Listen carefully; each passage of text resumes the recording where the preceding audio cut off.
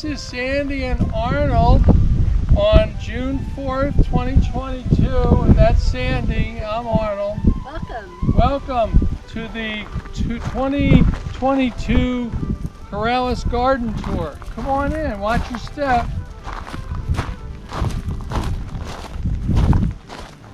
Okay, we're going to follow the path.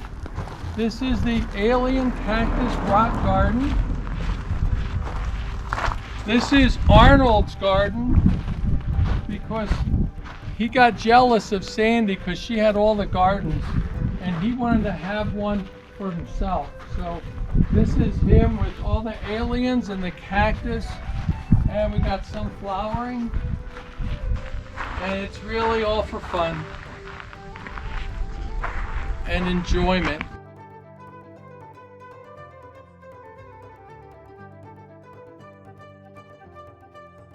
So we have to follow the arrows and go back up this way.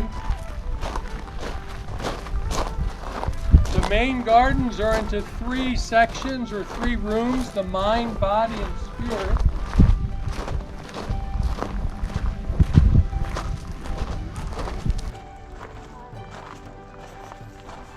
Well, the mind garden is just that. It's all about thinking, cogitating, communicating, and relating. And so it's on 3 levels, the upper, middle, and lower level, because of the way the land was laid out. And so it's basically to congregate, socialize. We have horseshoes, we have cornhole, and we have bocce games. Down steps that flow like a waterfall is the body garden. We have 6 raised beds that Arnold built, and we try to grow our own vegetables. We have 13 fruit trees. Anywhere we have everything's more dwarf so that we can reach the top pretty easily, and they're starting to fruit for the first time in several years. We also have a strawberry bed at the end, so we have our vegetables and fruits trying to be a little bit more self-sustaining. And then we also have our berries along the path. And let's not forget the beautiful slope that Sandy created with all the beautiful flowers on it that she hand-picked and mostly planted. This was an attempt to help with the erosion control that we had. It was such a strong slope that we wanted to create a more natural way to prevent the erosion. And as a boundary line between the body and spirit garden, which we'll go into next, we have red and white grapes and a variety of roses. And at the intersection of peace and love, we enter the spirit garden where the waterfall steps disappear and we go into another realm.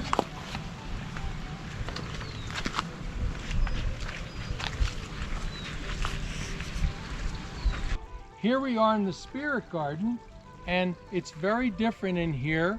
Whereas the other gardens had wide walkways, these are narrow because the whole purpose of the spirit garden is meditation, reflection, and prayer. So it's to be chilled out and meditative. And we're going to take you to a garden in a garden. Ready? This way.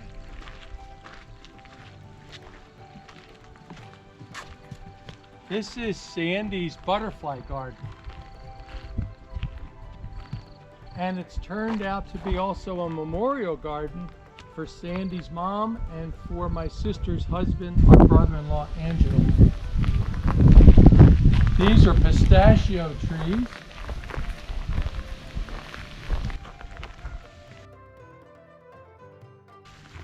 The power seat is at the culmination of all the forces of energy in our gardens because the slope goes from south to north and from west to east, and that's why we have the shaman down there behind Sandy, and we created this little space in the garden within a garden for some serious reflection.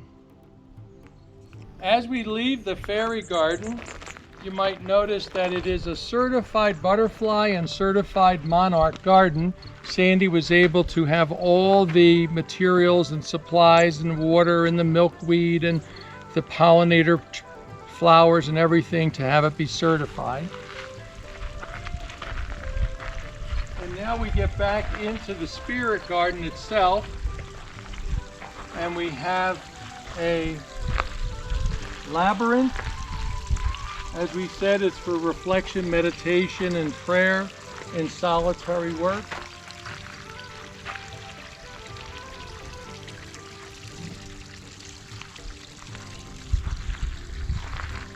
And then we also have a Japanese garden to complement it.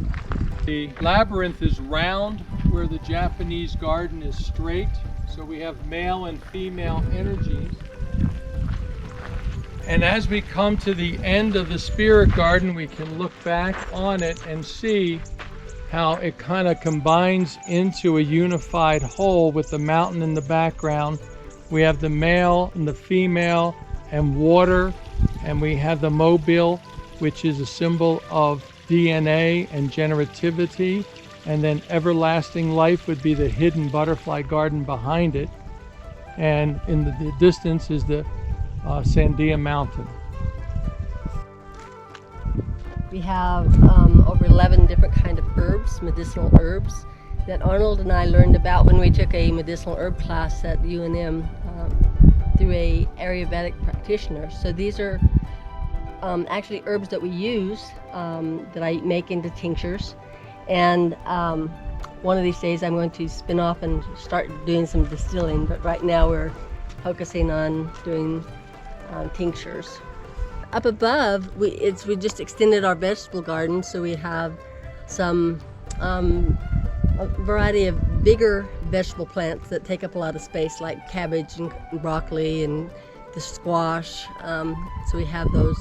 And those alien-looking appendages with balls on the top are Overgrown onions. Overgrown onions. I just like the look of them, and they help keep the bugs away. And they keep, yes, they keep bugs away. And so as we walk ourselves through the medicinal herb garden,